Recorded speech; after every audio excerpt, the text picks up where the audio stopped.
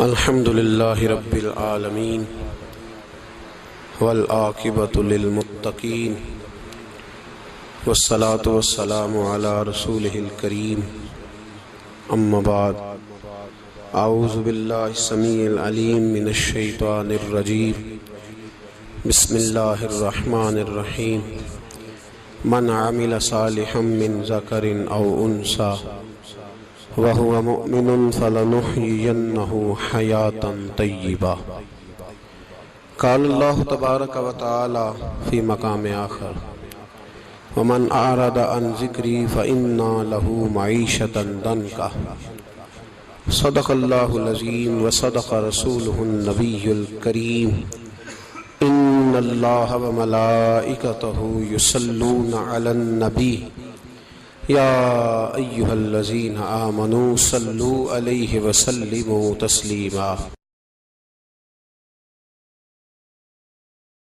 اللهم صل على سيدنا ومولانا محمد معدن الجود والکرم وآلہ وصحبہ وبارک وسلم۔ عزیز دوستو، انسانی زندگی اثرات لیتی ہے، اچھے اثر بھی ہوتے ہیں، برے اثر بھی ہوتے ہیں۔ انسان کو موسم کا اثر بھی ہوتا ہے، انسان پر اس کے خاندان کا اثر بھی ہوتا ہے، انسان پر صحبت کا اثر بھی ہوتا ہے۔ بالکل اسی طرح انسان پر اس کی نیکی کا اثر بھی ہوتا ہے اور گناہوں کا اثر بھی ہوتا ہے۔ نیکی دل کو سکون دیتی ہے، گناہ انسان کو پریشان کر دیتے۔ نیکی اللہ کی رحمت کو متوجہ کرتی ہے۔ پھر حالت یہ ہوتی ہے کہ انسان اپنی ان پریشانیوں کا حل کہیں اور ڈھونڈتا پھرتا ہے، حالانکہ جب گناہوں کی بیماری لگے تو اس کی شفا توبہ میں ہوتی ہے، اس کا حل اللہ کے حضور معافی مانگنے میں ہوتا ہے، پہچاننے میں ہوتا ہے کہ مجھ سے کہاں غلطی ہو گئی، کس جگہ جا کے کمزوری میں نے دکھائی۔ ہر انسان اچھی، ٹھنڈی، خوبصورت، سکھ والی زندگی چاہتا ہے۔ اللہ کریم نے سورہ نحل کے اندر ارشاد فرمایا من عمل صالحا من ذکر او انثی، فرمایا جو بھی اچھے عمل کرے، چاہے مرد ہو چاہے عورت ہو، وہو مؤمن، شرط یہ ہے کہ مومن ہو، فلنحیینہ حیاتا طیبہ، فرمایا ہم اسے پاکیزہ زندگی عطا فرما دیں گے، حیات طیبہ دے دیں گے اسے، پاکیزہ زندگی۔ شرط کیا ہے؟ من عاملہ صالحا، نیک عمل کرے۔ کون سے عمل کرے؟ اٹھنا بیٹھنا، کھانا پینا، چلنا سونا جاگنا محتاط ہو اس کا، وہ نیکی کرے۔ قرآن پاک کے لفظوں کے حسن پر غور فرمائیے گا، فرمایا فَلَنُحْيِيَنَّهُ حَيَاتًا طَيِّبًا، ہم ضرور اسے پاکیزہ زندگی عطا فرما دیں، صاف ستھری زندگی، معیاری زندگی، خوبصورت شب و روز، آئیڈیل زندگی جس کو لوگ کہیں گے، وہ والی زندگی اسے دیں گے۔ اور دوسرے مقام پر سورہ طٰہٰ کی آیت نمبر 124 میں فرمایا وَمَنْ أَعْرَضَ عَنْ ذِكْرِي، جو ہمارے ذکر سے منہ پھیرے گا،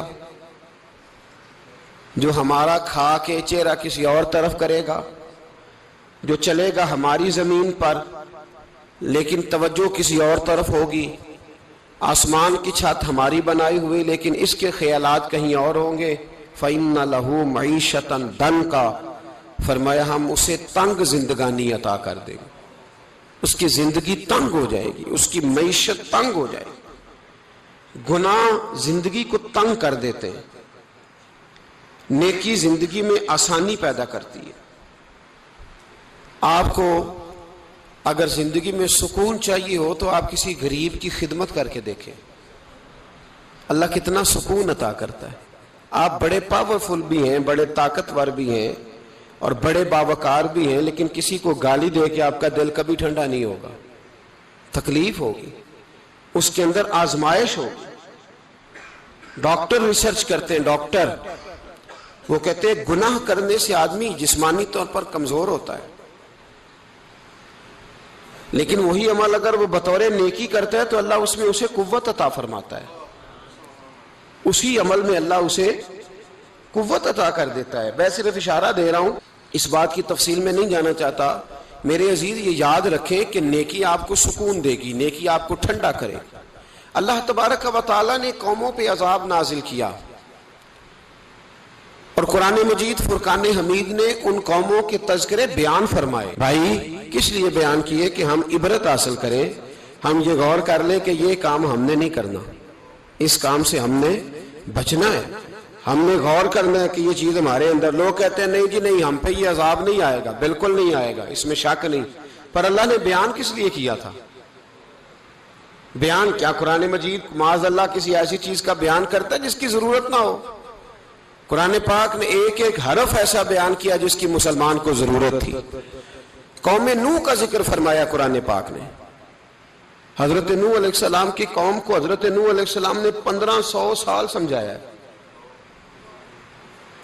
15، کچھ لوگوں نے 950 سال لکھا ہے نا، اعلیٰ حضرت نے لکھا ہے 1500 سال عمر ہوئی حضرت نوح علیہ السلام کی۔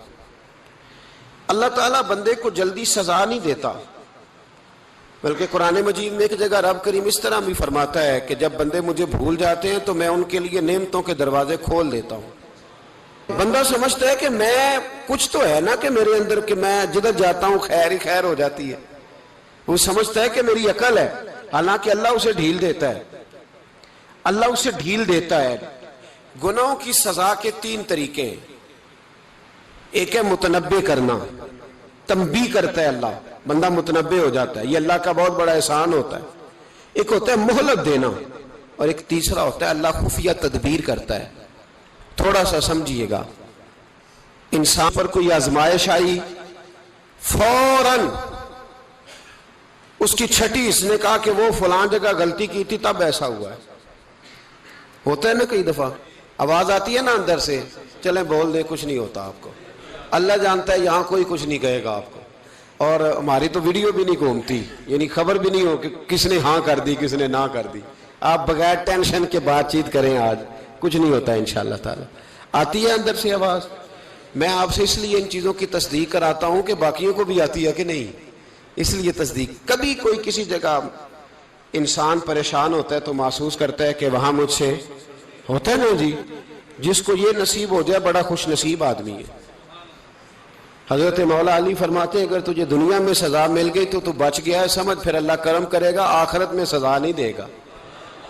اور یہ یاد رکھ لے، وما اصابکم من مصیبت فبما کسبت ایدیکم ویعفو عن کثیر۔ اللہ فرماتا ہے دنیا میں تجھے جو بھی تکلیف پہنچتی ہے وہ تیرے ہاتھوں کے کرتوتوں کی وجہ سے پہنچتی، ویعفو عن کثیر، فرمایا کثیر گناہ تو میں ویسے ہی معاف کر دیتا ہوں۔ یہ جو تیری زندگی میں دکھ ہے نا، یہ بھی میری قلیل سزائیں ہیں۔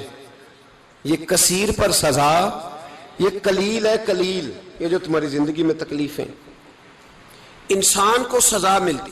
حضرت فضیل بن عیاض رحمۃ اللہ تعالی علیہ گھوڑے پہ بیٹھے تھے، گھوڑا شرارت کرنے لگ گیا، اچھلنے لگ گیا، کودنے لگ گیا، تو حضرت فضیل بن عیاض نیچے اترے، ایک کونے میں جا کے نماز کی نیت باندھ لی، 2 رکعت نماز پڑھی، پھر دیر تک استغفار پڑھتے رہے، روتے رہے، دعا کرتے رہے، واپس آئے۔ خادم عرض کرنے لگے حضور سمجھ نہیں آئی، گھوڑے نے تھوڑی سی شرارت کی، وہ بدکا ہے، آپ نے اس کو چھوڑا ہے اور چھوڑ کر کے آپ نماز میں لگ گئے۔ تو حضرت فضیل بن عیاض فرمانے لگے جب بندہ اللہ کی نافرمانی کرتا ہے نا تو جو چیزیں اس کی فرما بردار ہوتی ہیں وہ اس کی نافرمانی کرنے لگ جاتی۔ تو مجھے محسوس ہوا تھا کہ میں نے کہیں اللہ کی نافرمانی کی ہے، اس لیے ایسا ہوا ہے کہ میرے گھوڑے نے میری، تو میں توبہ کرنے لگا ہوں، اور اب دیکھتا ہوں بیٹھ کے بھلا کیا ہوتا ہے۔ میں نے سچی توبہ، حالانکہ مجھے یاد نہیں کہ میں کہاں بولا، پر کھری اور سچی توبہ کی۔ دوبارہ گھوڑے پہ بیٹھے تو گھوڑا بالکل صحیح ہو کے ساتھ چلنے لگ گیا۔ میرے بھائی جب یہ تنبیہ ہے اللہ کی طرف سے، یہ متنبع کیا جاتا ہے کہ تو بعد آ جا۔ بہت ساری جگہوں پہ انسان کو وقتی طور پر اگر سزا مل جائے، نبی پاک علیہ السلام کی خدمت میں ایک صحابی آئے، بات مضبوط کر دوں، واقعہ سنایا ہے نا تو کچھ لوگ سمجھتے ہیں کہ یہ واقعہ ہے، تو میں ایک حدیث پاک امام بہقی کی لکھی ہوئی عرض کرتا ہوں۔ نبی پاک علیہ السلام کے ایک صحابی آئے اور ان کا سر پھٹا ہوا تھا، خون بہ رہا تھا۔ سرکار نے فرمایا کیا ہوا؟ عرض کی حضور ایک عورت جا رہی تھی، میری نظر پڑی، ابھی نظر پڑی ہے کہ میرے آگے ستون آ گیا تو میرے سر پہ لگ گیا۔ نبی پاک صلی اللہ علیہ وسلم نے فرمایا تیرے لیے خوشخبری ہے، اگر دنیا میں تیری غلطی کی تجھے سزا ملی ہے تو پھر رب تجھے قیامت میں سزا نہیں دے گا. پھر اللہ قیامت میں سزا، بعض گناہ ایسے ہیں جن کی یہاں بھی سزا ملے گی اور وہاں بھی ملے، لیکن میرے بھائی پہلی بات یہ ہے کہ اللہ تعالیٰ اس غلطی کی یہی سزا دے لے اور دعا فرمائے اللہ تبارک و تعالیٰ یہاں بھی معافی عطا فرمائے وہاں بھی معافی عطا فرمائے، اللہ درگزر ہی فرمائے. لیکن میرے بھائی ایک تو یہ سزا، ایک سزا یہ ہوتی ہے کہ انسان جب گناہ کرنے لگتا ہے تو اللہ نعمتوں کے دروازے کھولتا ہے، مہلت دیتا ہے. 500 سال تک فرعون کو مہلت دی. کتنے؟ یہاں جو 5 سال حکومت کر لیتا ہے وہ کہتا ہے سب سے قابل میں ہی ہوں، مجھے مہلت جو ملی ہوئی ہے. 500 سال مہلت دی اللہ تعالیٰ نے. اور فرعون کی قوم پر پتہ عذاب کس طرح کے آئے تھے؟ ٹڈیاں مسلط کر دی اللہ نے. یہ گھومتی نہیں چھوٹی سی، ہم اپنی زبان میں اس کو کچھ لوگ مختلف ناموں سے یاد کرتے ہیں، کوئی مکڑی کہتا ہے، کوئی کچھ کہتا ہے. مسلط کر دی، جاتی نہیں. ان پر بنی اسرائیل کے ان مقابل جو فرعون کی قوم تھی ان پر الزام اس طرح کا عذاب آیا کہ مینڈک مسلط کر دی اللہ تعالیٰ. برتن کھولتے تھے اندر مینڈک نکلتا تھا. دنیا کی ہر دوائی استعمال کرتے تھے لیکن مینڈک نکل آتا تھا. تھوڑا سا سمجھا کریں چیزوں کو. ہمارے رنگ نہیں زیادہ گورے کہ ہم پر عذاب نہیں آتا. کوئی بہت زیادہ اللہ تعالیٰ معاف فرمائے دولت نہیں جمع کرا بیٹھے شاہی خزانے میں کہ ہم سے پوچھا نہیں جائے گا. یہ مہلت ہے، مہلت کو مہلت سمجھو. پھر جب پکڑ آتی ہے نا اللہ کریم کی، میں نے دیکھا ہے کروڑوں روپیہ، 6 اولادیں. ایک شخص کے بچے باہر سے آ رہے تھے، وہ بندہ بیمار تھا. مجھے کہنے لگا حضرت جی دعا کریں میں ان کے آنے سے پہلے مر جاؤں ورنہ آ کے مجھے مار دیں گے. دعا کریں. اتنی بے سکونی، کروڑوں روپیہ پڑا ہے تو یہ عذاب نہیں؟ کوئی ضروری ہے کہ پتھر ہی برسیں گے تو سمجھ آئے گی؟ یہ جو سگا بیٹا بوڑھے باپ کے قریب سے گزر جاتا ہے سلام نہیں لیتا تو اس کو عذاب نہیں سمجھتے؟ یہ جو امت کی بیٹیاں، امت کی بچیاں، ہماری بچیاں ایک سال کے اندر 75,000 ہزار بچی ایک ڈویژن سے بھاگ کے شادی کر رہی ہے اور ایک صوبے سے. تو اس کو آپ اللہ کا عذاب نہیں سمجھتے؟ یہ معمولی بات ہے. نہیں ہمارے رنگ ہو رہے ہیں، ہم بڑے سمارٹ ہیں. 1500 سال مہلت دی نوح علیہ السلام کی قوم کو. کتنے سال؟ بول کے بتائیے، بول کے دوبارہ بولیے. 1500 سال. کوئی آدمی اپنی سمارٹنس پہ خوش نہ ہو جائے کہ 20 سال ہو گئے میں تو نافرمانی بھی کر رہا ہوں، روٹی بھی پک رہی ہے، میں تو حرام بھی کھا رہا ہوں پھر بھی سب ٹھیک ہے. 1500 سال مہلت دی. پھر حضرت نوح کہنے لگے اللہ میں نے تو بڑا سمجھایا نہیں باز آتے. تو رب کریم نے فرمایا کشتی بناؤ. اللہ کے پیغمبر کشتی بنانے لگے تو قوم مذاق اڑانے لگ گئی. اب کیا کرنے لگے ہو؟ اب کشتی بنانے لگے ہو، خیر تو ہے، قوم مذاق اڑا رہی ہے. حضرت نوح علیہ السلام کا آپ نے کشتی بنائی، پانی کہاں سے نکلا؟ نہ بارشیں ہوئی نہ سیلاب آئے. ایک تندور تھا اس کے اندر سے پانی نکلنا شروع ہو گیا. کبھی تندور سے بھی پانی نکلا ہے پر جب نکالنے والا چاہتا ہے تو وہاں سے بھی ایک تندور سے پانی نکلا. اتنا نکلا اتنا نکلا اتنا نکلا کہ قوم ساری ڈوب گئی. قرآن مجید کے صفحات شہادت دیں گے کہ حضرت نوح کی قوم کا بچہ بہ گیا. بچے صرف وہ تھے جو حضرت نوح کے ساتھ ہو گئے، تباہ ہو گئی. اللہ بے نیاز ہے، بے نیاز. 1500 سال مہلت ملے اور تو پھر بھی کہے رب بڑا کریم ہے معاف کر دے گا. 1500 سال تجھے گنجائش دے اور تو کہے کوئی نہیں بات معافی ملنی چاہیے ابھی بھی. میرے بھائی حضرت صالح علیہ السلام کی قوم، حضرت صالح نے تبلیغ شروع کی تو کہنے لگے پہلے معجزہ دکھاؤ. جی آج تو نہیں نا لوگ معجزے مانگتے ہیں. آج بھی لوگ کرامتے اور معجزے، اللہ معاف کرے جو چیزیں معجزہ تو ہو نہیں نہ سکتا لیکن آج بھی لوگ، آپ یقین کریں، کہتے ہیں یہ بڑی نمازیں پڑھتا ہے تو پھر بخشا کیوں نہیں گیا، پھر کیوں نہیں منو سلوا کیوں نہیں اترا اس پر، پھر میں بھی اسی طرح ہی ہوں، کیا اس کے اندر خوبی آ گئی؟ مولوی بھی ویسے ہی ہے، صوفی بھی ویسے ہی ہے. لوگ مانگ نہیں رہے، لوگ دلیلیں مانگ نہیں رہے. ابھی بھی لوگ بحث نہیں کرتے، کیا فرق آ گیا جی، ویسے ہی ہیں سارے۔ اللہ تعالیٰ سے ڈرنا چاہیے۔ ہمیں سامنے والے کی طرف دیکھ کر صحیح ہونے کا حکم نہیں ہے، ہمیں اپنی اصلاح کا حکم ہے، اپنی طرف دیکھ کے اپنے آپ کو ٹھیک کرنے کا۔ الزام لگا کے گزر جانا، اس کا کوئی مطلب سنو اور یاد رکھو۔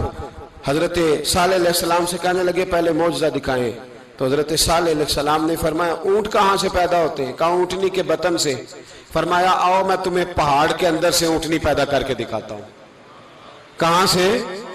پہاڑ کے اندر سے۔ حضرت نوح ساتھ لے کے گئے تو پہاڑ کے اندر سے اونٹنی نکلی، اور اونٹنی بھی گابن تھی، اس کے پیٹ میں بچہ، اور اونٹنی اتنا دودھ دیتی تھی کہ ساری بستی دودھ پی جاتی تھی، پھر بھی دودھ بچ جایا کرتا تھا۔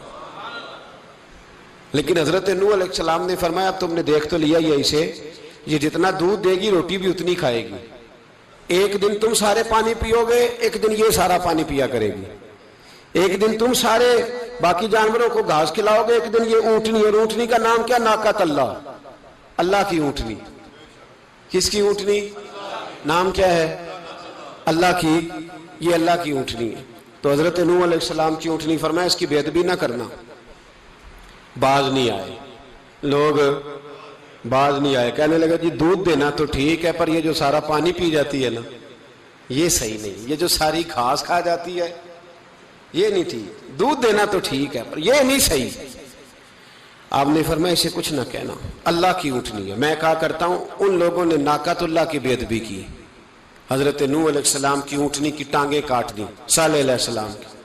اور دیکھو اللہ بڑا بے نیاز ہے، اگر پیدا کرنا جانتا ہے تو حفاظت کرنی نہیں جانتا، لیکن رب کریم نے فرمایا نہ کرنا۔ انہوں نے ان کے پیر کاٹ دیے، کانوں پہ چھریاں لگائیں۔ اونٹنی جب مر گئی، اونٹنی اللہ تبارک و تعالیٰ کی وہ اونٹنی جب مر گئی تو حضرت صالح علیہ السلام کی قوم پر رب کریم نے زلزلہ بھیجا۔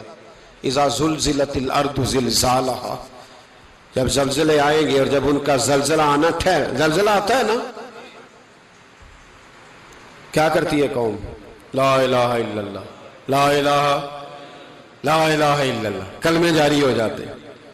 بلکہ ایک دفعہ ایسا بھی ہوا کہ مسجدوں میں اعلان ہونے لگے زلزلہ آ رہا ہے، جو فجر کے لیے نہیں اٹھے زلزلے کے لیے وہ بھی اٹھ گئے، جن کا دعویٰ ہے نا میری سویرے آنکھ نہیں کھلتی، ان کی لگی نہیں کتنے گھنٹے، بعد میں بھی نہیں لگی، ٹی وی پہ اعلان ہوتے رہے کوئی نہیں آ رہا سو جاؤ چپ کر کے، لیکن آنکھ لگی۔ موت سے تو ڈرتا ہے، اللہ سے ڈرتا ہی نہیں، موت کا خوف ہے رب کا نہیں۔ زلزلہ آیا ساری قوم تباہ ہو گئی۔ بتاؤ اگر ناقۃ اللہ کی گستاخی ہو تو اللہ ناراض ہو جاتا ہے، اور اگر اولیاء اللہ کی ہو، اگر اولیاء اللہ کی ہو تو رب ناراض نہیں ہوتا؟ شرم نہیں آتی لوگوں کو داتا صاحب کی بے ادبی کرتے؟ شرم نہیں آتی لوگوں کو غوث اعظم کی گستاخی کرتے؟ حیا نہیں آتی جنہوں نے دین پھیلایا ان کی بے ادبی؟ میں درد سے کہتا ہوں، رو کے کہتا ہوں، اور اگر کلیجہ پھٹ سکے تو میں دکھاؤں زخم کتنے۔ ایک حج کے موقع پر ایک بابا جی، اس سال 4,80,000 روپے کا پرائیویٹ حج تھا، اور بابا جی کی کیفیت کمزور تھی، بیچارے بیمار تھے، اس کے باوجود وہ گئے۔ بوڑھے آدمی، جا کے بیٹھیے، بزرگ، اور کتنی مشکل ہے وہاں منا، مزدلفہ، عرفات، طواف زیارت، کتنا مشکل کام ہے طواف زیارت کرنا، طواف وداع کرنا۔ کس کٹھن سے حج کیا، بڑھاپے میں پیسے بھی لگائے، اور جب وہ روضہ رسول پہ گئے صلی اللہ، اور انہوں نے جا کے نبی پاک صلی اللہ علیہ وسلم کے روضے کی طرف منہ کر کے درود شریف پڑھا تو ایک ملا نے اٹھ کے کہہ دیا تو مشرک ہے۔ تو میری روح کانپی، میں نے کہا تجھے شرم نہیں آئی، حیا نہیں آئی؟ اس کی عمر دیکھ، کس بڑھاپے میں کہاں سے چلا، کہاں آیا۔ یہ مشرک ہوتا تو کسی مندر میں جاتا، یہ مشرک ہوتا تو کسی گرجے میں جاتا، یہ مشرک نہیں، یہ مومن ہے، اور یہ وہ والا مومن ہے جس کے سینے میں دل جب دھڑکتا ہے تو خالی دھڑکتا نہیں، ساتھ وہ محمد عربی پہ درود و سلام بھی پڑھتا ہے۔ شرم نہیں آتی لوگوں کو؟ اتنی بڑی گستاخی کرتے، جو روضہ رسول پہ آیا مشرک ہے۔ میں نے جو ایک مولوی کو صاف صاف کہا تھا، میں نے کہا اگر میں مشرک ہوں تو نکالو، مشرک کا داخلہ تو یہاں ویسے ہی منع ہے۔ شرم نہیں آتی؟ اپنی زبان کا ایک پاس کرو کچھ۔ اتنا ظلم، اتنی بڑی فرقہ واریت امت میں، اتنا امت کو تقسیم کرتے ہو، تمہیں شرم نہیں آتی؟ جہاں سے اتحاد کا پیغام دینا چاہیے وہاں سے تم لوگوں کو فرقے کا پیغام دیتے ہو، ایک مقصود فرقے کی تبلیغ کرتے ہو. خدا را تو میں کہہ رہا ہوں ناقت اللہ کی بے ادبی پہ عذاب آتا ہے تو اولیاء اللہ کی بے ادبی پہ نہیں آتا. داتا صاحب ساری زندگی تبلیغ کرتے رہے، ایک آدمی نے اٹھ کے کہہ دیا جناب وہ تو شرک کا اڈا ہے، تو رب کریم ناراض نہیں ہوتا ان باتوں سے؟ ہمیں خیال کرنا چاہیے، اللہ سے ڈرنا چاہیے. ان چیزوں سے عذاب آتا ہے اور آ رہا ہے. اللہ تعالی ہمیں محفوظ فرمائے. اللہ ہمیں اس سے، قوم لوط پہ بھی عذاب آیا. ہم جنس پرستی، مرد مردوں سے بدکاری کرتے. حضرت نوح نے سمجھایا کہ یہ کام درست فطرت کے خلاف ہے، یہ کام درست نہیں. جب انسان یہ کام کرتا ہے تو زمین اور آسمان کانپتے ہیں. اب میں کیسے کھول کے بتاؤں، میرے پاس اعداد و شمار ہیں کہ پاکستان کے اندر اس کام کی کیفیت کیا ہے اور کس طرح کر کے لوگ، میں تو رونا روتا رہتا ہوں داڑھی کا. لوگ کئی دفعہ کہتے ہیں حضرت صاحب پہلے بھی آئے تھے تو داڑھی کی بات، پھر بھی آئے تو داڑھی کی بات. تو میں رونا روتا ہوں، اس لیے روتا ہوں کہ جو کلین شیو نوجوان ہوتا ہے وہ امرد کے حکم میں ہے، اس پر وہی حکم لگتا ہے جو عورت پہ لگتا ہے. اس کے ساتھ مرد کا اٹھنا بیٹھنا اسی طرح ناجائز ہے جس طرح عورت کے ساتھ. حضرت جنید بغدادی رحمت اللہ تعالی علیہ کے سامنے ایک شخص نے کہا وہ کتنا خوبصورت نوجوان جا رہا ہے، تو آپ فرمانے لگے تو حافظ قرآن نہیں؟ کہا ہاں. فرمانے لگے جا اپنے حفظ کی خیر منا. وہ شخص کہتا ہے میں نے اس بغیر داڑھی والے کلین شیو نوجوان کو بری نظر سے دیکھا، مجھے قرآن پاک ہی بھول گیا، سارا قرآن پاک بھول. اور کتنے سال میں دعائیں کرتا رہا، بیت اللہ کے طواف کرتا رہا، میں یاد بھی کرتا تو نہیں ہوتا. کیسے اب تو ہمارا نعت کہاں بیوٹی پارلر سے ہو کے آتا ہے، ہم کسی اور کو کیا پیغام دیں؟ وہ پیغام، وہ نظام، وہ طریقہ کار جس کا حکم تھا شریعت میں. قوم لوط پر عذاب آیا. صحیح بیٹھتے ہوں گے بچے جو موٹر سائیکلوں پہ بیٹھتے ہیں. میں نے گجرانوالہ کی سڑکوں پہ بچوں کو، نوجوانوں کو جو تماشے کرتے سرے عام دیکھا ہے تو مجھے ڈر لگتا ہے. اور کوئی روکنے والا نہیں، شغل ہو رہا ہے، ہنس رہے ہیں اور سامنے عورتیں بھی ہیں، سب ہو رہا ہے. کتنی تکلیف کی بات. حضرت نوح کی قوم یہ کام کرتی تھی، قرآن پاک نے بیان کیا ہے. حضرت نوح نے سمجھایا، فرمایا رب کریم نے تمہیں اپنی خواہش پوری کرنے کے لیے جائز طریقہ عطا فرمایا، عورتوں سے نکاح کرو، اور اس نکاح کی برکت سے جو اللہ تمہیں اولاد دے گا اس کو اللہ تبارک و تعالیٰ تمہارے لیے باعث بخشش بھی فرمائے گا. لیکن جب قوم نہ مانی تو جو قوم لوط کا عمل کرے اس کا علاج قرآن نے بیان فرمایا کہ آسمان سے پتھر برسیں گے. پھر پتھر برسے اور جن کے بڑے بڑے اچھے دماغ تھے ان کے دماغ چکنا چور کر دیے گئے، تباہ کر دیے گئے، ان کے دماغ زمین پر بچھاڑ دیا گیا. اللہ مہلت دیتا ہے لیکن اس کا مطلب یہ نہیں کہ انسان توبہ ہی نہ کرے. حضرت شعیب علیہ السلام کی قوم پر بھی عذاب آیا، اس لیے کہ بددیانتی کرتی تھی، ناپ تول میں کمی کرتی تھی. میں نے کہا تھا شب قدر کی رات کہ یہ کوئی تماشا ہے کہ شب رات آئی تو ساری رات روتے رہے یا اللہ معاف کر دے، یا اللہ معاف کر دے، رو رو کے چیخے مار مار روئے. شب قدر آئی تو پھر چیخے ماری، ساری رات روئے. تو جس بندے کا پروگرام ہی نہیں سویرے بدلنے کا، دکان پہ بیٹھ کے پھر وہی ناپ تول میں کمی، پھر وہ اللہ تعالیٰ معاف کرے. میں ایک مضمون پڑھ رہا تھا تو وہ فوڈ کے اسپیشل لوگ تمہیں لکھا تھا مہربانی کرو ملاوٹ ہی اچھی چیز کی کر لو، مرچ میں کیری تو نہ ملاؤ اینٹوں کی، وہ تو بیمار کرتی ہے، وہ تو خون کی آنتوں کو روک دیتی ہے. وہ کہنے لگا اور وہ کہتا میں تمہیں بتاتا ہوں کون کون سی چیز ملائی جا سکتی ہے، وہ ملا لو. خدا را اس قوم پہ رحم کرو، مہربانی. ایک دوست ہے ہمارے، میں وزیر آباد میں ان کے گھر بیٹھا تھا تو ایک میڈیکل، میرا کسی شخص پہ اعتراض کرنے کا میں مجموعی بات کرتا ہوں. میں ایسے ڈاکٹروں کو جانتا ہوں جو اللہ تعالیٰ فضل کرے سچ مچ کے نیک ہیں، اچھے لوگ. تو بچے کا میڈیکل سٹور ہے تو والد بیمار ہو گیا تو کہتا ہے ابا جی ڈاکٹر صاحب نے کہا آپ کو ڈرپ لگنی ہے. تو سگے باپ کو ڈرپ لگانے لگا تو باپ کیا کہتا ہے پتر تیری مہربانی مینوں کوئی اصلی لائی، وہ نہ لائی جڑی لوکاں نو لانا ہے. اب وہ پیار سے سنا رہا ہے بات. میں نے اسے کہا کہ یہ تو ڈوب مرنے کا مقام ہے نا، ڈوب مرنے کا مقام، کہ جس ملک کے اندر دوائی بھی صحیح نہ بکے، اصلی نہ ملے دوائی بھی، اور پھر وہ قوم کہے کہ ہم نے تو پورے روزے رکھے. ہم نے تو بڑا صدقہ اور خیرات کیا، دوائی بھی اصل نہ ملے۔ جناب شعیب علیہ السلام کی قوم ناپ تول میں کمی کرتی تھی، تو اللہ تبارک و تعالیٰ نے ان پر بتا عذاب کس طرح کا بھیجا، شدید گرمی ہوئی۔ اللہ ہمیں محفوظ فرمائے، سارے آمین کہہ دیا۔ دیکھیں کتنا اچھا موسم کر دیا رب کریم، اللہ ہمیں محفوظ فرمائے، اللہ رحمت فرمائے۔ شدید گرمی کی لہر آئی، باہر اتنی گرمی ہوئی کہ لوگ اپنے گھروں میں گھس گئے۔ جس طرح سورج کی شعاعیں گھروں کے اندر داخل ہو جاتی ہے، اس طرح گرمی کی لہر اندر داخل ہوئی، اور جس طرح کسی کو آگ لگ جائے تو وہ آدمی اچھلتا کودتا ہے نا، اس طرح یہ لوگ اچھلنے لگے اور اچھل کود کے مر گئے۔ جرم کیا تھا؟ ناپ تول میں کمی کرتے۔ حضرت داؤد کی قوم بھی تباہ ہوئی، جرم کیا تھا؟ ہفتے والے دن مچھلیاں نہیں پکڑنی تو یہ پکڑتے تھے۔ حکم ہے نا مسلمان کو نماز کے ٹائم کوئی اور کام نہیں کرنا، نماز پڑھنی ہے۔ میرا خیال ہے مسلمان تو فٹافٹ آ جاتے ہیں، سارے ہی پہنچ جاتے ہیں نا مسجدوں میں۔ ہلکا ہلکا بول رہے ہیں آپ، کیوں نہیں پہنچتے؟ اگر حضرت سیدنا، اور پتہ انہیں سزا کیا ملی؟ اللہ نے فرمایا اس ٹائم عبادت کرنی ہے، کام نہیں کرنا، وقت نہیں ہے کام کا۔ انہوں نے مچھلیاں پکڑی، 12,000 لوگ تھے، پتہ ہے مالک نے سزا کیا دی؟ بندر بنا دیا اللہ کریم۔ قرآن مجید کا پہلا سپارہ پڑھے، فَجَعَلْنَاهَا نَكَالًا لِمَا بَيْنَ يَدَيْهَا وَمَا خَلْفَهَا۔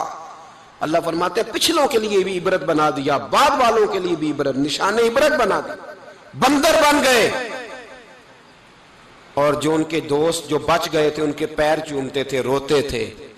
3 دن بندر بن کے زندہ رہے، پھر اللہ نے سب کو اجتماعی موت دے دی۔ اگر مسلمان سے اللہ کہے کہ نماز کے ٹائم کاروبار نہیں، جمعے کے ٹائم کاروبار، تو مسلمان کہتا ہے نہیں مجھے مہلت ملی ہوئی ہے۔ یہ تو اس وقت پتہ چلتا ہے نا جب بچے ڈیوٹی لگاتے، ہاں ہاں ہاں عذاب آتا ہے، اس وقت پتہ چلتا ہے۔ میں نے دیکھا یہ منظر، اس وقت پتہ چلتا ہے جب بچے کسی ملازم 6,000 کے کی ڈیوٹی لگاتے، کہتے ابے کا دھیان رکھنا، ہم دکان پہ بیٹھنے لگے۔ پھر اسے سمجھ آتی ہے اگر میں نماز کے ٹائم مسجد میں ہوتا تو آج میری اولاد میری خدمت پہ ہوتی۔ میں نماز کے ٹائم مسجد نہیں گیا تو بچوں نے 6,000 کا ملازم بٹھایا ہے، ابا جی کا خیال رکھ، ایک نرس بلائی ہے، تو خیال رکھ۔ کدھر ہوتے ہیں مسلمان نماز کے ٹائم؟ ایک عیسائی نے اعتراض کیا ہے، سنیں، وہ کہتا ہے مجھے لگتا ہے مسلمانوں کے 3 خدا ہیں۔ مسلمان اڑ گیا، کہنے لگا نہیں ہمارا تو ایک ہے، کہا نہیں 3 ہے، معاذ اللہ استغفر اللہ، ہمارا ایک ہے، کہنے لگا نہیں میں ثابت کرتا ہوں، ایک تمہارا خدا 5 نمازوں کا ہے،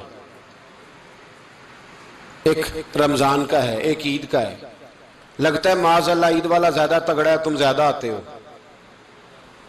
رمضان والا لگتا ہے اس سے کچھ کمزور ہے، تم تھوڑے آتے ہو، اور 5 نمازوں والا شاید سب سے کمزور ہے۔ بات عقل کی ہے کہ نہیں؟ اس نے اعتراض ٹھیک کیا، تو مسلمان کو چاہیے نا خیال کرے۔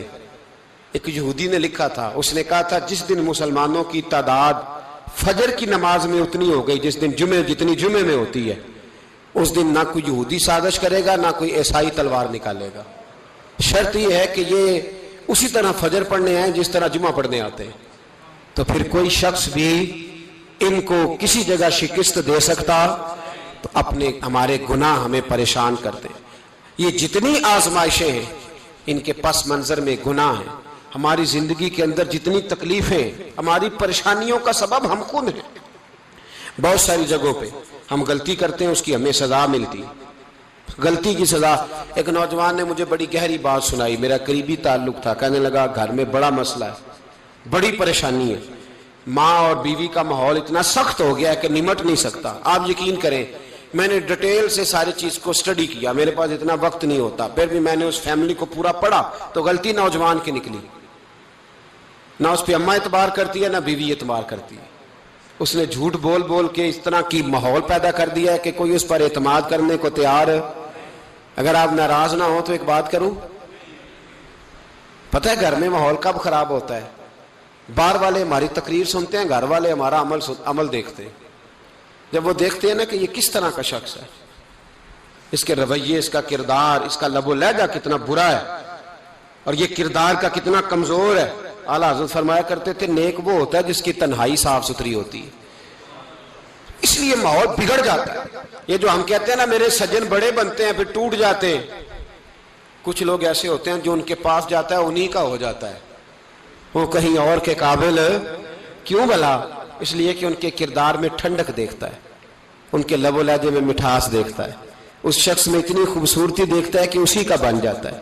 حضرت ابراہیم بن ادم کے پاس ایک نوجوان آیا، کہنے لگا میں گناہ کرنا چاہتا ہوں۔ فرمانے لگا بالکل کر، اللہ کا دیا ہوا رزق کھانا چھوڑ دے اور گناہ کر۔ کہنے لگا یہ نہیں ہو سکتا۔ فرمانے لگے چل پھر اس طرح کر، رب کی زمین پہ نہ رہ، کسی اور کی زمین پہ چلا جا۔ کہنے لگا یہ بھی نہیں ہو سکتا۔ فرمانے لگے چل اللہ کی چھت سے نکل جا۔ کہنے لگا یہ بھی نہیں ہو سکتا، تو آپ رو پڑے۔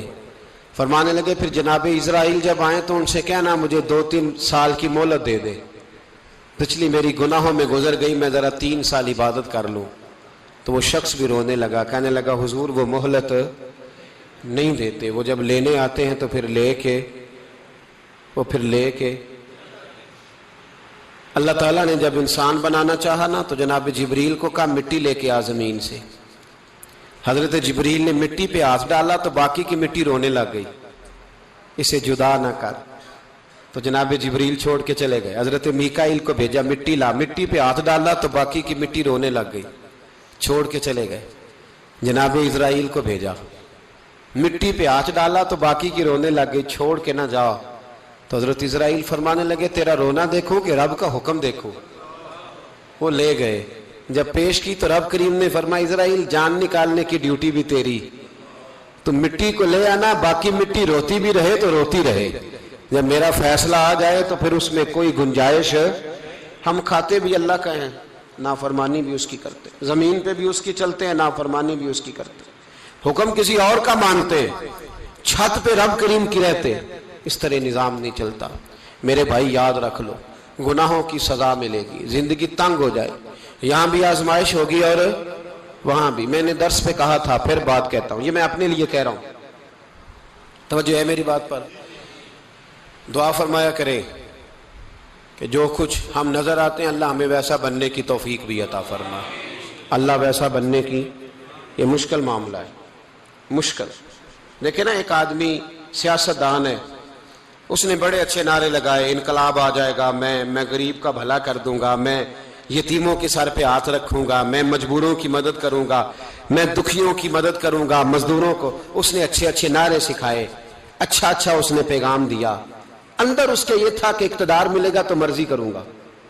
لوگ اس کے گرد بھی گئے، اس کی گاڑی کے پیچھے بھی بھاگے، لوگوں نے اس کے نعرے بھی لگوائے، جیب سے پیسے لگا کے اس کے پوسٹر بھی شائع کیے، لوگ اس کے گرویدہ ہو گئے، لوگوں نے پوری، اور میری قوم نے تو بیچاری نے کئی دفعہ دھوکے کھائے، جس نے نعرہ لگایا غریب اسی کے پیچھے مسیحا بن کے چل پڑا۔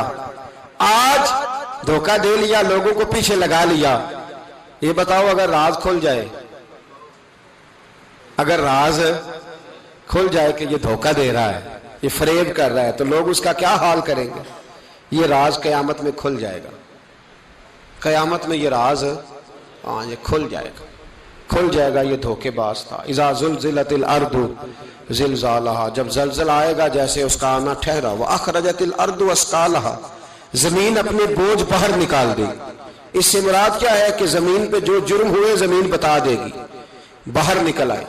وقال الانسان ما لہا، انسان کہے گا اسے کیا ہوا، یہ تو سب کچھ بتا رہی، بوجھ باہر نکال دے گی۔ ایک آدمی پیر طریقت بن کے بیٹھ گیا، جبہ کبہ پہن کے، بڑی پگڑی باندھ کے بیٹھ گیا، اچھی اچھی نیک باتیں بتانے لگا، لوگ اس کی دست بوسی کرنے لگے، ہاتھ چومنے لگے، پیچھے لگ گئے، خدمت کرنے لگے، جیب سے نذرانہ دینے لگے، اس کے نام پر لوگ اپنی جیب سے لنگر پکانے لگے، خانقاہ کی خدمت ہونے لگی، مہمان اس کے آتے، نوکری کوئی اور کرتا۔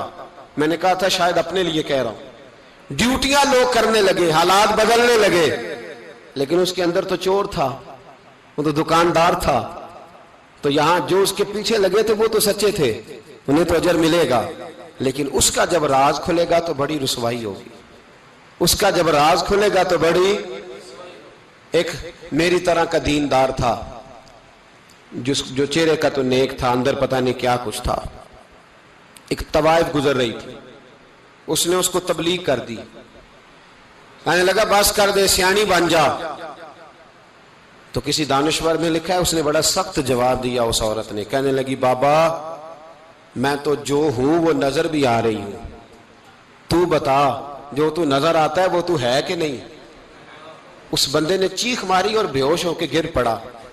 تو لوگوں نے کہا بابا آج کسی صوفی کا کلام سنا ہے جو بے ہوش ہو گیا؟ تو اس نے کہا نہیں، آج طوائف کی بات سنی ہے، طوائف کی. اور وہ عجیب بات کر گئی ہے، وہ کہہ گئی ہے میں تو جو ہوں میں نظر آ رہی ہوں، تو بھی تو بتانا، تو بتانا کہ تو دستار امامت پہنتا ہے.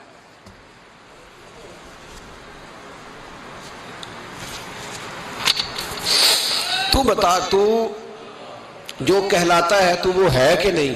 یہ وقال الانسان ما لہا، یہ راز قیامت میں کھلے گا.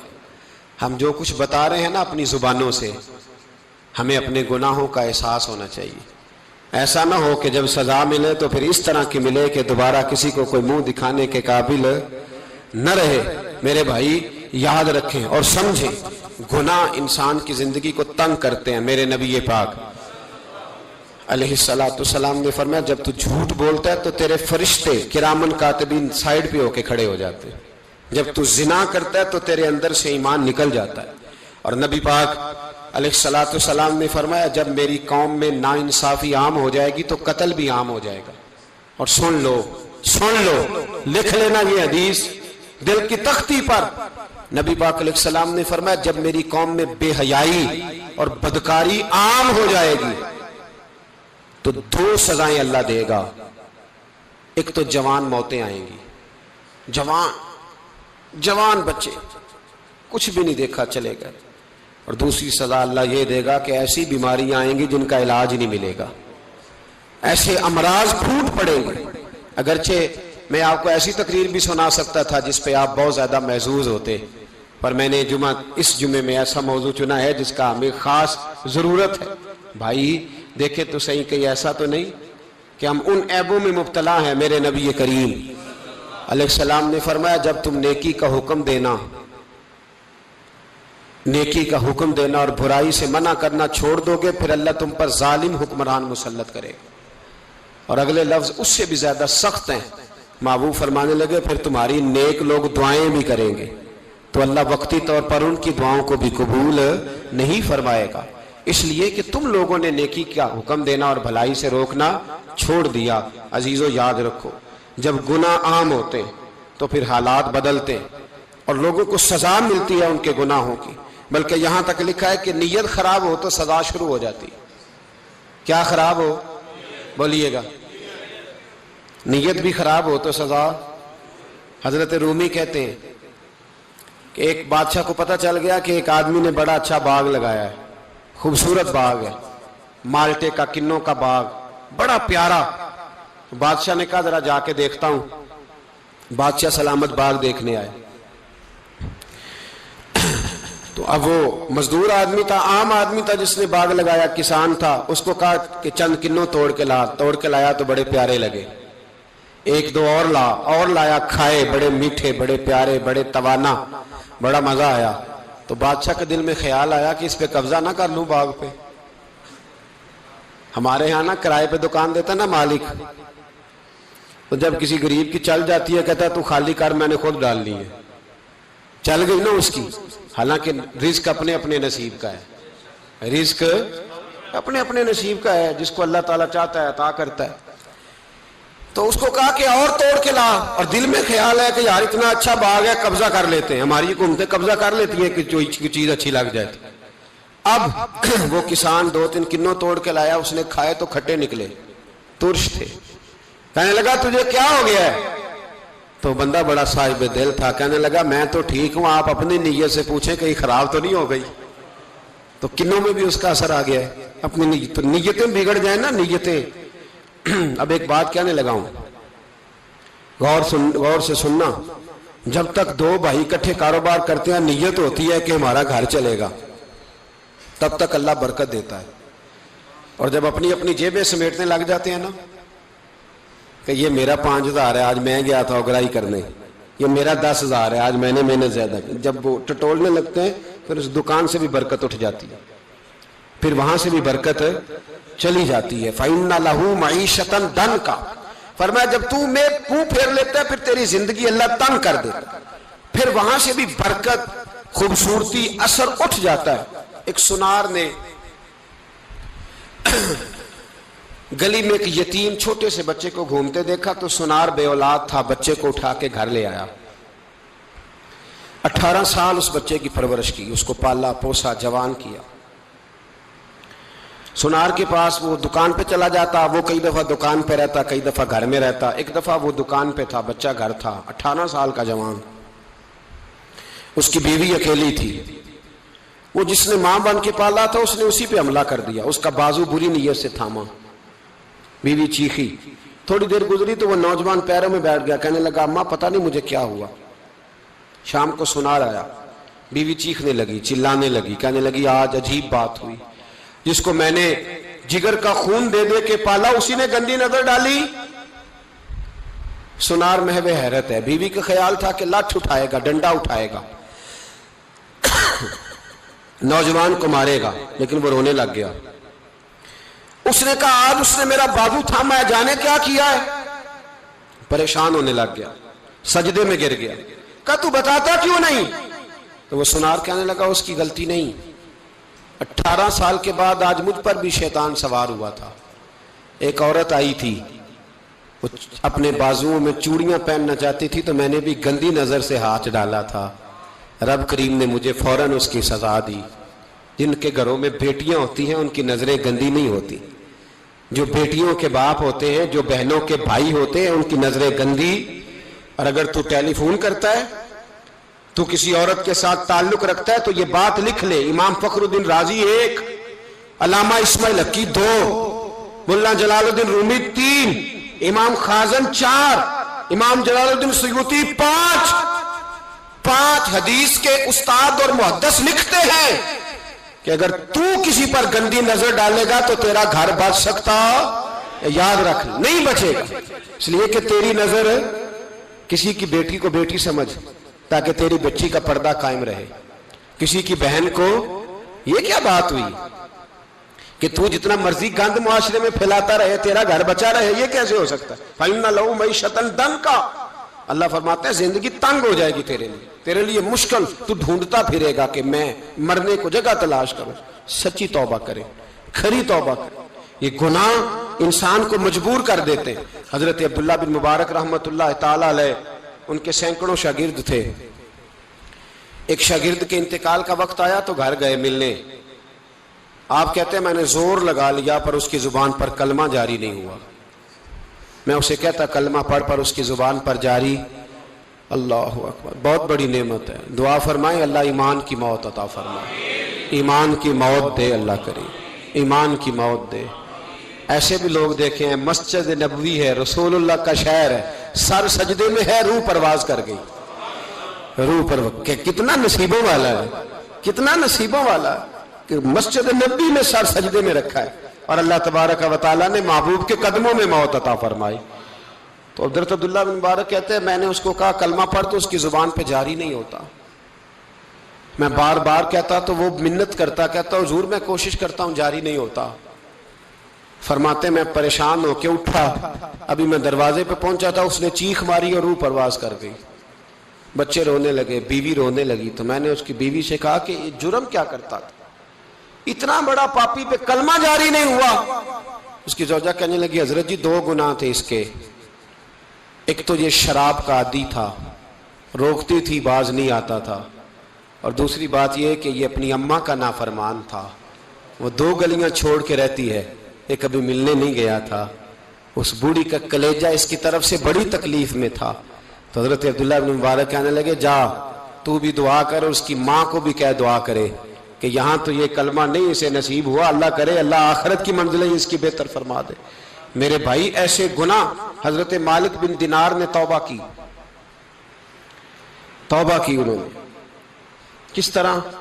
فرماتے میں نشے کا عادی تھا، کسی نے مجھے کہا کہ بطور دوائی شراب پی لو تو میں نے پی لی، نشے کا عادی تھا، شراب پیتا تھا۔ اللہ تعالیٰ نے بڑی منتوں اور کوششوں کے بعد، منتوں کے بعد ایک بیٹی عطا فرمائی، وہ بھی 2.5-3 سال کی ہوئی تو پردہ کر گئی۔ کہتے میں اس کی قبر پہ بیٹھ کے گھنٹوں روتا، شراب کا عادی تھا، ایک دن سویا تو خواب دیکھتا ہوں کہ میرے پیچھے ایک بڑا سانپ لگ گیا ہے، اور سانپ جب منہ کھولتا ہے تو انگارہ نکلتا ہے. میں پھر دعا کرتا ہوں اللہ ہمیں معاف فرمائے، اللہ ہم سے درگزر. میں کچھ قبرستانوں میں جاتا ہوں تو میں وہاں سانپ بچھو پھرتے ہوئے دیکھتا ہوں، اور ڈر آتا ہے کہ ہم یہاں آنے والے ہیں. یہ لوگ کہہ رہے ہیں کہ تمہاری تیاری ہے، کسی وقت بھی اعلان ہو جائے گا کہ چلو بھائی چلو فلاں صاحب کا جنازہ ہے، اٹھو. لوگ کہتے ہیں جلدی کرو، اور ایک کونے میں ایک شخص یہ بھی کہتا ہے کہ دیگ بھی رکھ لو، مہمان بڑے جمع ہو گئے. اور ایک کونے میں لوگ یہ بھی کہتے ہیں کہ برف ٹھنڈی لے آؤ، لوگوں نے پانی بھی پینا. پہلے اعلان ہوتا ہے کہ فلاں فوت ہو گیا، پھر اعلان ہوتا ہے جنازے کا ٹائم ہو گیا، پھر اعلان ہوتا ہے جنازہ اٹھایا جائے گا، اور پھر بات ختم ہو جاتی ہے. پھر کل من علیہ فان، پھر کوئی نہیں پوچھنے آتا. ختم ہو گئے، قصہ ہی ختم ہو گیا. ان لوگوں کی کہانی مٹ گئی، ختم ہو گئے. بڑے بڑے کنج کلا، کوئی پوچھنے والا نہیں. موت کا راج ہے، راج ہے موت کا راج. موت راج کرتی ہے بس، اور کسی کا راج نہیں. وہ راج کرتی ہے، جدھر جاتی ہے اسی کا راج ہے، راج کر رہی ہے.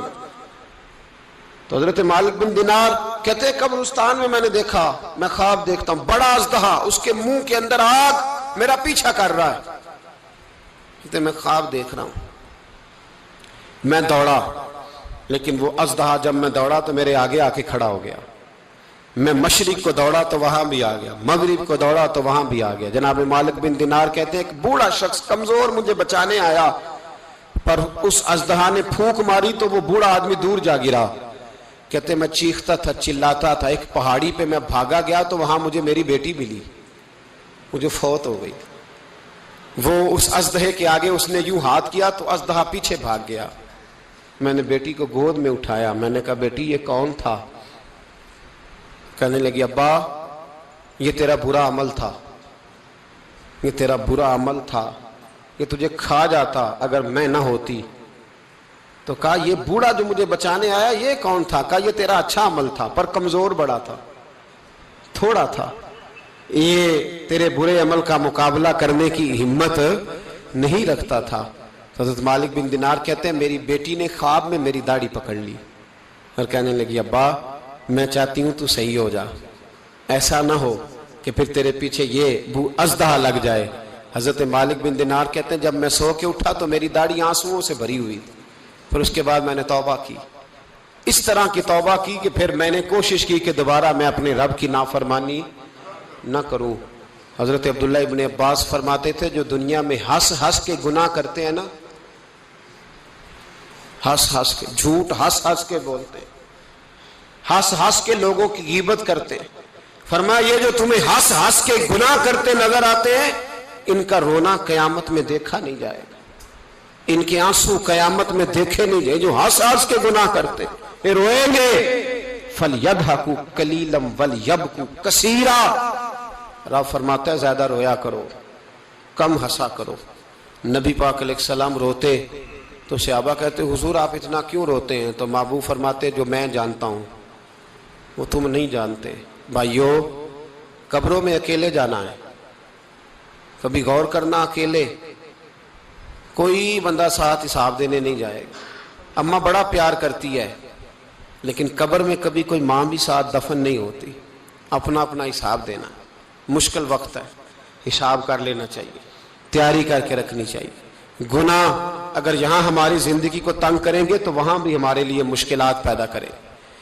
نبی کریم علیہ السلام نے فرمایا ہے کہ اللہ بڑا مہربان ہے، اللہ بڑا کریم ہے، اللہ بڑا ستار ہے. اور یاد رکھو جب کوئی اس کی ریٹ کو چیلنج کرے، جب کوئی اس کے قانون کو توڑے، جب کوئی اللہ کی اعلانیہ نافرمانی کرے، پھر رب کریم کی غیرت کو، اس کے عدل کو جوش آتا ہے. توبہ کرے سچی، مسجد کی حاضری دیں پابندی کے ساتھ. میری آپ سے ہمیشہ یہ گزارش رہتی ہے کہ مسجد کی حاضری پابندی سے دیں. میں اپیل کرتا ہوں داڑھی رکھ لیں، یہ میرے نبی کا طریقہ ہے صلی اللہ تعالی علیہ. واپس آ جائیں. ہماری بقا نہ ہمارے دین میں ہے. کوئی نہیں ہمیں رکھے گا، کوئی نہیں رکھے گا، کوئی نہیں. میرا ایک دوست رات بتا رہا تھا کہ سعودی عرب میں ایک شخص نے 30 سال محنت کی، تو جب وہ مرا ہے وہیں اس کے گھر میں فون کیا تو اس کے گھر والوں نے کہا جناب آپ کو مشکل ہوگی ڈیڈ باڈی بھیجنے میں، وہیں دفن کر دیں، ہاں اگر اس کا کوئی پیسہ ہے تو وہ ذرا اکاؤنٹ میں بھیج دیں، بچیوں کو ضرورت ہے۔ او بھائی تو اکیلا جائے گا، تیرے لیے مشکل ہو جائے۔ اپنے بھی ساتھ یقین کریں، بچے دعائیں کرانے آتے ہیں، کہتے ہیں حضرت جی دعا کریں اللہ اماں کی سختی معاف کر دے۔ اس کا مطلب کیا ہے کہ اماں اب جائے، اب ہمارا نمبر آئے۔ بچے تو انتظار کر رہے ہیں کہ ابا جائے اور گدی پہ ہمارا نمبر آئے، تیاری ہے۔ اکیلے جانا ہے، اکیلے، سخت سا مرحلہ ہے، اکیلے سارا کچھ فیس کرنا۔ آج توبہ کریں، وہاں کے کیڑے یہاں رہ کے ماریں، اپنے ساتھ ظلم نہ کریں۔ ہم اس قابل نہیں کہ وہاں جا کے مقابلہ کر سکیں۔ بچیں، اپنے آپ کو محفوظ کریں، بچائیں، حساب اپنا اپنا دینا ہے۔ کسی باپ نے اگر اپنے بچوں کو حرام کھلایا تو بچے تو نہیں کہہ رہے تھے نا کہ حرام لے کے آ، تو باپ نے حساب دینا، والد نے۔ لہٰذا مہربانی فرمائیں، اپنے اوپر رحم کھائیں، اپنے آپ کو سنواریں۔ آج جمعۃ الوداع ہے، توبہ کریں، اللہ کے نیک بندوں کی صحبت میں بیٹھا کریں، اچھی باتیں سنا کریں تاکہ دل نرم رہے۔ ان جگہوں سے بچیں جو گناہ کی طرف لے کے جاتی، ظلم سے، زیادتی سے، جبر سے بچیں۔ اپنے آپ کو اپنے رب کریم کی بارگاہ میں جھکا دیں۔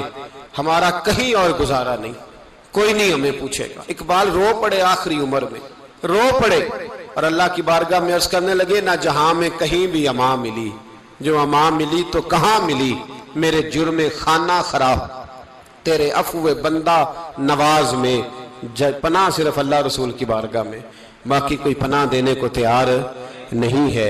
دعا کرتا ہوں اللہ کی بارگاہ میں اللہ ہمیں سچی توبہ کی توفیق عطا فرمائے۔ میرے آقا مدینے میں مجھے بھی اب بلا لیجئے، میرے آقا مدینے میں مجھے بھی اب بلا لیجئے۔ ترستی ہے میری آنکھیں، ترستی ہے میری آنکھیں، مجھے روضہ دکھا دیجئے، میرے